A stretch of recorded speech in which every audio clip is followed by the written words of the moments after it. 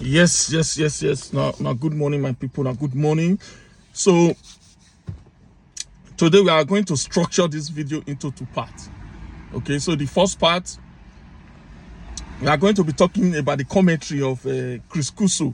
I don't know if that is the right name. Mr. Kuso was talking to Abato Baza yesterday. So, I have one or two words to talk about the interview yesterday. And our second part of this video, I'm going to be talking about Pastor Kasey. Pastor Kasey, wait till you see for Ashawo body. Pastor Kasey, why have you now become the Saul that was chasing Christian? Why are you now become the Saul or the Paul that was chasing Christian? Why have you now become the man chasing prostitutes in our streets? Okay. Yesterday, you went with your video camera to be videoing some Ashawo. Okay. I know a Boston did send you. You went on your and I know why you are doing that. I believe that you were hot by an Ashawo. So we'll come to that in the part 2 of this video. So let's talk about the interview with Chris Kuso yesterday. Now, let me quote Chris Kuso. Chris Kuso said, ignorance is a bliss. Okay. Knowledge is a burden. Okay. He said ignorance is a bliss. Knowledge is a burden. Now, I understand his point that people just choose to live in ignorance. Okay. People just choose to live in ignorance, that they don't want the knowledge. They don't want to know how to do things. Okay. So this is not only a dope problem. This is a black man problem, Mr. Koso. This is a black man problem. So I will give you an example with America. So I have a lot of black mentors in America. For example, if you go to the ghetto in America, you see the black guys in the ghetto in America. You see the black guys sitting around doing nothing. Okay, they are just drinking beer and smoking weed. That's what they do all day, sitting around.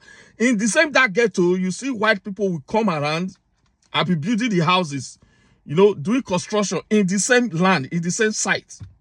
We have the same situation in Italy. For people that live in Italy, in places like Milan, you just see the black people just gather, drinking beer, smoking weed. I can still go further in Nigeria.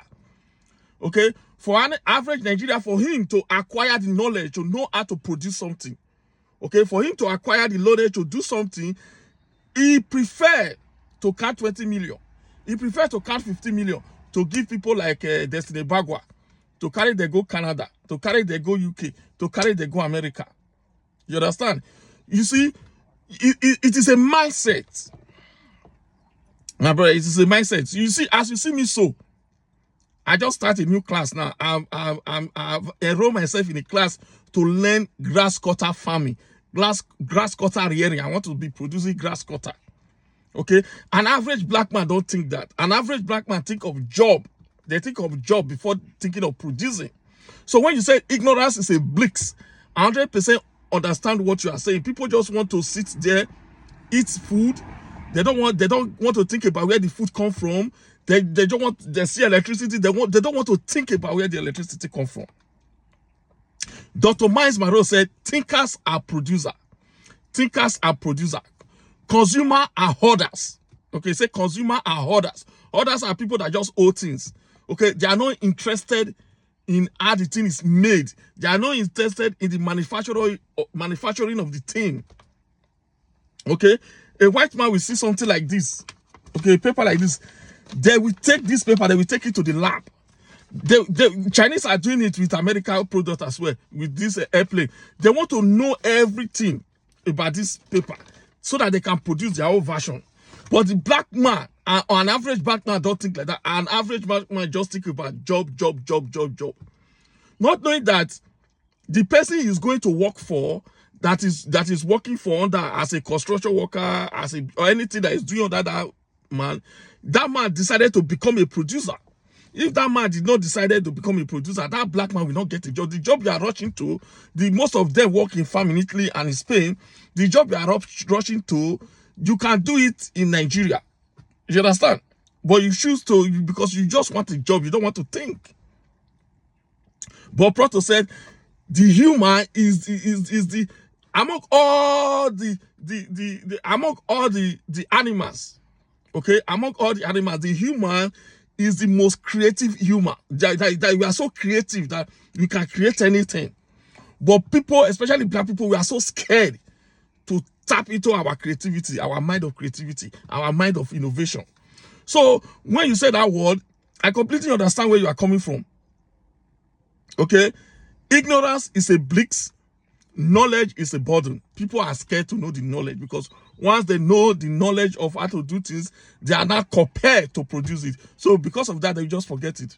So this is the second comment you make, which I think it was interesting. You said, you said since you work with Obaseki, you now understand how to run government.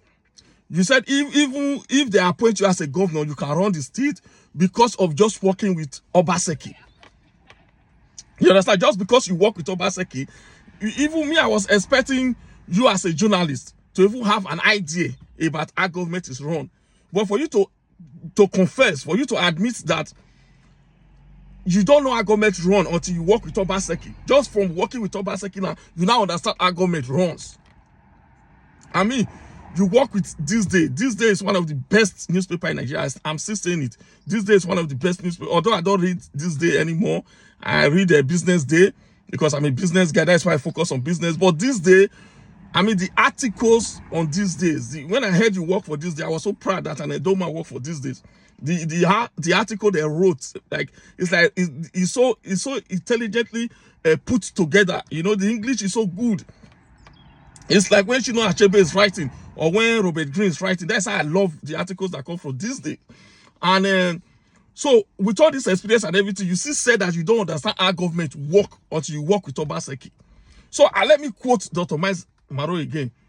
He said, leaders create leaders. Okay? Leaders create leaders. Obaseki is a leader. That's why you are able to tap into the spirit of leadership. That's why leaders don't create followers. Leaders create you to become a leader so that they can leave you alone, so that you can do your own thing. So that's why Dr. Miles Maro is right there. Leaders create leaders. So Obaseki was a leader and he was able to create you to become a leader. That even though without Obaseki, if you become the governor of Edo State, you can be able to run the state just from working with Obaseki. That means leaders create leaders. Leaders don't create followers. You understand me? Sometimes my manager will call me, hello, sir, this and this, this and this. I go hungry. I say, no. You don't need to call me. Okay? You are supposed to be able to make decision. Okay, that's what leader does. You're supposed to be able to make decisions. You don't have to come and confirm from me in this kind of issue. Okay, there are issues you bring to me and there are issues you make decision on. And Dr. Miles Maro further believed that in every human, there's a leader. Dr. Miles Maro believed that everybody is a leader.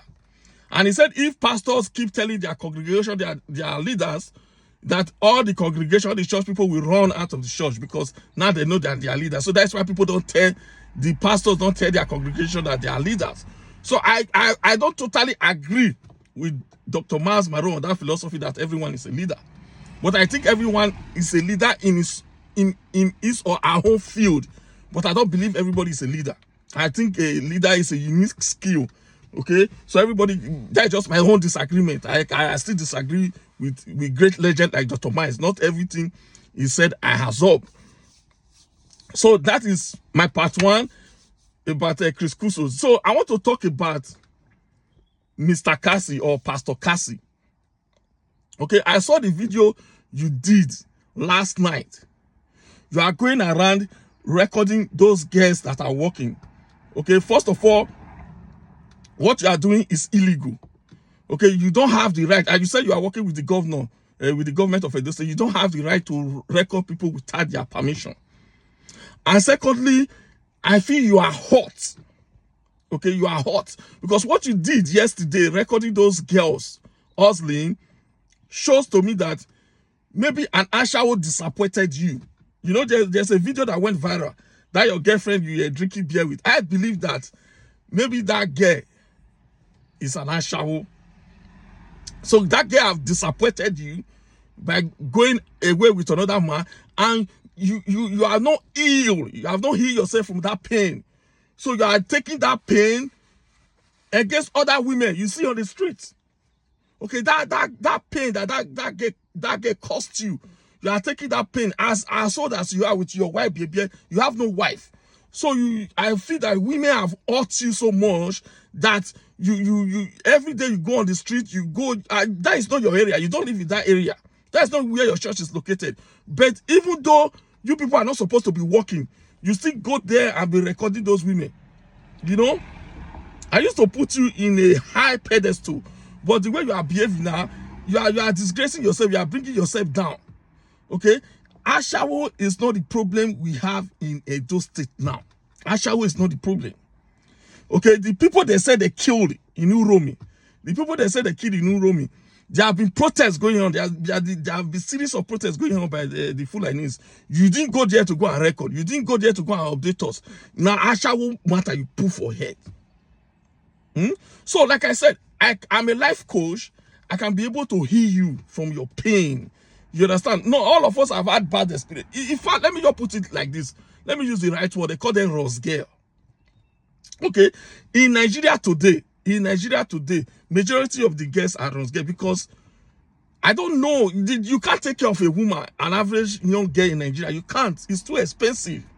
It's too expensive. Okay. A human A is 1 million naira or 500,000. How much is your salary? So most of all these young girls, not all, most of them, they need to do 1 or 2 runs to sustain themselves financially. How much are you earning? Even me that is in abroad, I can't take care of them. So please, I can see pain in you, Apostle Kasey. I can see pain in you. That it's like the woman hurt you so much that you are taking that anger on all the women that you see in the streets that are hustling. You are taking that anger. Please, you need treatment. Okay, you need a therapy. Okay, so like I said, I can help you. Me and you are in the same group. You can contact me privately and to tell you how to get out of this trauma, because you have been hurt. I see you as a man that was hurt. So because of that hurt, everybody have been hurt by a woman in one way or the other. But you are taking that anger on innocent women that are just on the street trying to look for their daily bread. You understand? Even you as a Christian, if you follow your Bible very well, you will know that Jesus himself was very close to Ashawo. Yes. Okay, 2 of my mentors are pastors.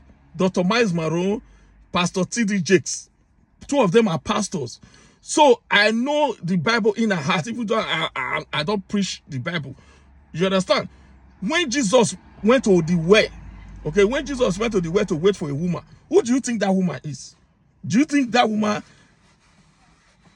she was a saint? No. Okay, she's what you call Ashawo. According to the Bible record, I think she already have about 7 husbands. When she met Jesus, after meeting Jesus, she went back to the village. She went back to her town to tell the people in their town that she have met a real man. What do you think that woman meant by met a real man? In today, we said that if a woman said he met a real man, it means that he met a man with big cassava. So nobody know what Jesus did to that woman. But he went to the town to brag to the rest of the men that he has met a real man with real this thing. You understand? Not only that, the Israelite people was very close to Ashawo too. Okay, during the war of Jericho, the spies that was sent to that town before the Israel decided to destroy that town was a woman that run a brothel, was a woman that runs a prostitution house. Okay, it was because of the information they get from that woman. That's why they were able to destroy that city, Jericho. I think it was Jericho, yes. So the Bible has always been friendly with Ashawo people. You understand? I can even go further. You understand? I can even go further. I remember, I think when I was 11, 12, okay, there's this street. There's this street called, in Mission Road, they call Ugbagwe Street. As I was walking past there, I saw one of the women drag me inside. Okay, that's the first time. In fact, the point I'm trying to make is that it's even a child that is discharging me. Okay, the woman dragged me inside. Once she don't finish what she want to do, she went to the bar and she buy me a bottle of malt. You understand? So the point I'm trying to make here is that Pastor Kasey, leave the Ashawo alone. Okay, we have serious issue now in Edo State. Okay, when a paranomigo is saying that Okpebolo is not paying social media journalists or social media, I think it's right, because there are more things that are going on in Edo State that you should be focusing on than carrying your camera to where people are trying to hustle. Okay, so that is that for Pastor Kasey. I said I should just talk about that today. My name is Victor Vince. I'm a life coach, a business coach, a financial literacy teacher. Okay, I'm also an executive life coach, which is a leadership coach. Thanks for watching, and do have a productive day.